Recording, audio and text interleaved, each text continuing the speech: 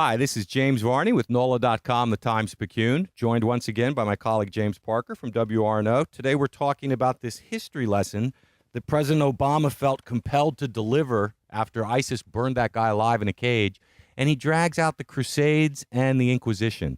And I thought Governor Jindal had a great response when he said, you know what, that medieval wayward Christian menace has been checked.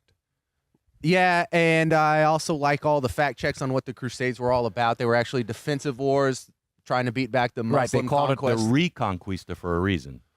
Right, and I just think that's a weird thing to attach Christians to because, remember, ISIL, the Islamic State, Obama said is not Islamic. So if you can't stain the Muslim world with the actions that are going on today where they're literally burning people alive and crucifying children and beheading people, how can you stain Christianity with something that happened, 800 years ago? Right. Yeah, I think that's just bogus left wing from the academy stuff. You know, it might be okay in an undergraduate course. But now the other piece he talked about was like Jim Crow and all. Now, I was unaware that that was kind of Sharia of Christianity. But some friends of mine who grew up in the Deep South, and I didn't, told me that, you know, that was preached from the pulpit to some extent. So that's at least a fresher lesson. But here's the thing, it seems to me, is when he decides to give that speech, there's nobody in the White House that says, you know what, Mr. President, maybe now's not the time. No, they believe that, look, if you're a moral relativist, if you believe in blanket equality, no one religion can be better or worse than the other. So if one religion does a bunch of heinous, violent acts,